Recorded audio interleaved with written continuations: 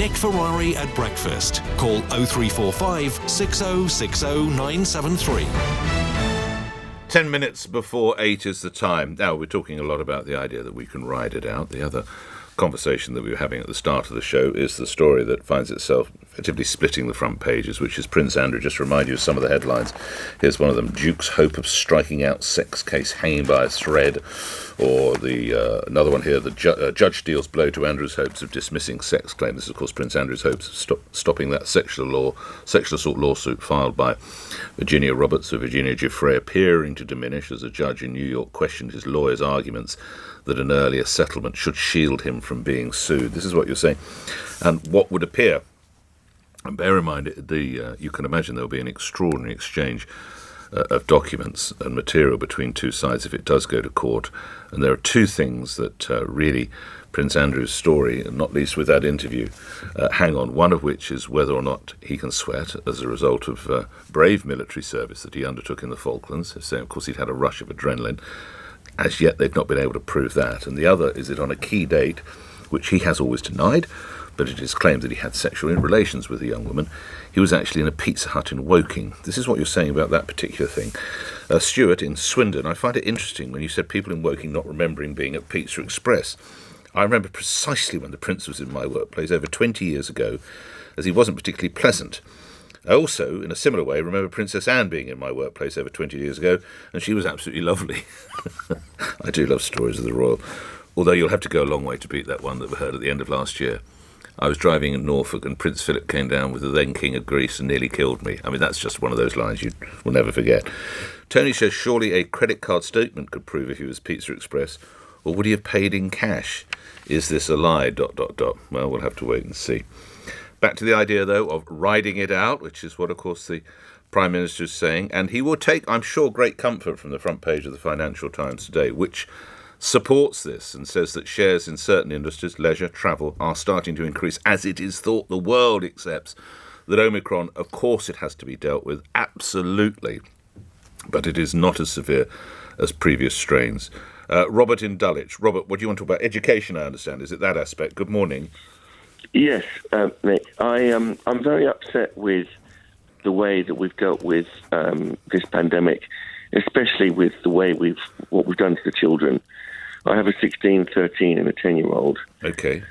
And in fact, the 16-year-old now, so I'm half Caribbean, we're making arrangements. Sorry, someone spoke. You're from the Caribbean. Someone said, just at a key moment when I needed to listen to you, someone decided to talk to me. What did you say about the Caribbean? I'm sorry. Yeah, so I'm half Caribbean. You're half Caribbean, right, sir. Okay, yeah. Thank you. And my auntie lives there. We had to all leave Haiti, which was a dictatorship, which our family has all left, and they're in the Dominican Republic now. And my daughter's going to go to a British school there, right, because they don't do the woke thing. They haven't got the mass psychosis over COVID that we've got in this country, where it's all people can talk about. Everyone's terrified. And as a result, there are plenty of countries in the world where the children haven't lost a single day in their schooling. But in this country... Well, I would suggest they're not possibly international hubs such as London or the United Kingdom. Notwithstanding the importance of, I think you said, the Dominican Republic, of course, but I don't think it has anything like the population or the throughput of people. No, it doesn't. It doesn't matter with this bug. Well, there's a polar exploration centre. There's 25 scientists. You read it in the Times the other day. 25 of them in the middle of nowhere. Their nearest neighbour is a polar bear 20 miles away. Right? I don't know where we're going with this. Right? Yeah. No, but what I'm saying is they all triple jabbed. They all got COVID. They've had a COVID outbreak. There's COVID outbreaks on passenger ships, cruise ships, where you can only get on if you're jabbed. Well, I would point you, if you don't take action, you do what Brazil did, and they have more than 600,000 people who died, because if you remember, they decided to take a very different view, and I don't know that that's the way forward. But the most important, I wish your children nothing but safe passage. I hope it works out where you choose to educate them. I have to move on, Robert, because we do have the government minister we have to put some pertinent questions to, but best wishes to your family. Thanks for that. Let's go to Conservative MP and Care and Mental Health Minister Gillian Keegan, who joins me now. There are headlines suggesting, Minister, that the PCR requirements will be removed, the testing rules, because we're having enormous problems with train deliveries, bin collections, and indeed in education. Can you confirm that this morning? Good morning. Good morning and Happy New Year to you, Nick. Well, Happy New Year to you, Gillian, if I may call you that. You may call me that. No, I can't confirm it, but I know that because of the absolute just huge amount of lateral flow tests that we're doing, they are looking at the testing regime all the time. They're keeping it under review. So I know that they are looking at what makes sense, because obviously now most people are doing many lateral flow tests in a week, or a couple of times a week at least. So they are looking now, because we know that there's quite a high positivity rate with PCR tests. When might a decision be taken, Minister? I think it's, within the next day or two. They're obviously looking at what makes sense. We keep these things under review all the time. But one of the things we've done over Christmas is work very hard to triple our lateral flow test capacity, so that we will have 350 million for January and another 350 million for February. So, and we had our largest day yesterday, where we sent out 741,000 to people's homes. So we are, I think, testing using lateral flow tests more per head than any other country in the world. So obviously that is a big part of our testing regime with Omicron. Minister, what would your message be? Because some people are saying that they're trying to get these tests for themselves or their children. They're experiencing enormous frustrations, whether it be at pharmacies or even online. Obviously, this is quite a figure that you're trying to attain. What is your message to them? Do you accept that there are perhaps currently some bumps in the supply chain that need to be worked through? Yeah, there's been a massive surge in demand. People are using them before they go out for meals, before they go to schools, before they go to work, before they go to see an elderly relative, etc. So there's been a massive surge in demand. So it has taken us, a bit of time to make sure that we've got everywhere, because people were going and they were running out very quickly. But we do have enough lateral flow tests, and we are urging people, if you go on the website and you don't have any available, then try a little bit later and keep trying. In fact, I was on a group yesterday where people were frustrated they couldn't get them, and then they opened up again and everybody ended up getting them that afternoon. So do keep trying. They are there, they are available. As I say, 741,000 packs were sent out in a single day yesterday. So and we'll be doing that, and we'll be continuing to do that, and we're looking to increase that capacity even further. Do you think in a sort of a week's time then these problems, these bumps will be ironed out then, broadly? Give you about a week or so, Minister?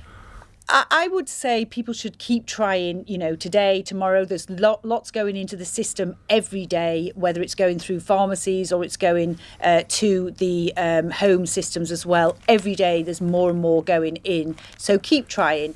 But it certainly will feel a lot easier as we get to 350 million within the month, which is effectively tripling our capacity. So that obviously will make a difference. And of course, people surge forward at the beginning, and then they've got some boxes at home. So it becomes a little less everybody looking to get them at once. Turning to what we heard from the Prime Minister yesterday, he said that we should ride this out, and possibly in some instances you should try and get a lift or call a taxi to go to hospital if you had a heart condition. If I were to collapse in front of you with a heart attack, Gillian Keegan, would you try and get me an ambulance, or would you pack me off in a car, in a cab? Well, I would try and get you an ambulance. I mean, we've obviously... the whole system is under pressure. There is absolutely no doubt. And we anticipated there would be a lot of pressure this winter. Obviously, Omicron has even added to that. But we did, we have more ambulance crews in operation than we've ever had. Actually, another 500 crews in the last couple of years have been put on. We've also invested £55 million in ambulance alone to make sure that we can staff to cope with the pressures. Now, I know there's a lot of pressures in the system, but, we expect that for all of that, you can rely on getting to the hospital if you are an emergency like a heart attack. That's one of the most critical cases. So you don't agree with him then that people with a heart condition should try and get a minicab? You don't agree with that? Are you saying a heart attack or? Well, a heart attack then. Let's say heart attack. I thought you said heart attack. Yeah, cardiac arrest. I think if you have a heart attack, you should call the emergency services. You should explain you've got a heart attack. You'll be put at the top of the queue, and you will get the people who can help you along the journey as well. I mean, obviously, if people can go to a hospital with a relative taking them or whatever, well, that's what we do today if you think it's going to be quicker. Yes. But if somebody needs urgent medical attention, then that's what our ambulance service is there for, and that's what we've invested making sure it's there for. Just a couple of last things in another area, reminding, of course, the listeners that you are the Care Minister. There is considerable concern about people, perhaps the lower end of the scale, as regards this energy price storm that's coming their way, and it would appear the Prime Minister rejecting calls to cut VAT on fuel last night. Those, as I say, living perhaps without rather straitened circumstances, this is going to cause enormous problems, isn't it, in April? Surely the government should be trying to help them, Minister. Well, absolutely, and that's why we have been very focused on those, particularly, as you say, at the lowest earnings level. So first of all, obviously the increase in the earnings, which is the national living wage, and also the change to the taper rate, which will make a massive difference, a couple of £1,000s a year between the two of them. But we also, specifically for fuel, have a number of schemes, and we've also invested additional payments, money we've given to local authorities. So if somebody is struggling, then they should contact their local authority. There's a number of schemes, cold weather payments, winter fuel allowances, etc., which they may be eligible for. But if they're struggling, there's a specific fund that we've given to local authorities for those people who are really feeling the pinch and particularly can't afford their fuel bills. But wouldn't an easy way to do that would be to cut VAT on fuel, Minister? Well, to be honest, I'm not sure it would. I mean, obviously, we've got a global crisis in terms of gas pricing. It's global markets that are driving it. Why should the Our government VAT make money out of on poor fuel people? is 5%. It's very, very low. It is very low. So I don't think you would find that would combat the global markets and the impact of the global markets. But if I'm bouncing on the bottom, that 5% could be as much as 50, 60, 70 pounds. That could make all the difference. Why should the government make money out of me if I'm bouncing on the bottom and I need to heat the house for my children? That's why we put a more targeted system in place. So if you're in that situation, there is a specific fund which each local authority has for people in that situation, specifically for fuel bills and other emergencies that people may have. So it's much more targeted. Right. Obviously, VAT, everybody pays. It's much more targeted. OK, lastly, and this is probably one of the most key questions in politics at the moment, should Anthony Charles Linton Blair be Sir Tony Blair? Minister. Well, I mean, I think it's not unusual that previous prime ministers of the country have been ennobled in this way. It is unusual and I that believe 500,000 people choose to stop it, of course, Minister. I refer you to well, that. of course, but I think this is something that's an honour that's bestowed by the Queen. So obviously the Queen makes those decisions, but it's not unusual. He has been prime minister of this country for quite a long time. He was prime minister of this country, so I don't think it's something that is particularly unusual. So it should be afforded to all PMs. As and when Boris Johnson, in 20 years' time, he decides to go and spend more time with his children, he should also get a knighthood. Well, I wouldn't be saying whether he should or shouldn't. I'm sure the Queen will be looking at all cases very, very carefully. But I think it's not unusual for somebody who served their country as Prime Minister to be honoured and recognised by the Queen. That isn't unusual. Grateful for your time as ever, Gillian Keegan. Thank you. Happy New Year again to you. Health, Care and Mental Health Minister. Bearing on LBC, 3 minutes after 8 news is next. On your radio, on Global Player, and Play LBC. leading Britain's conversation. This is LBC.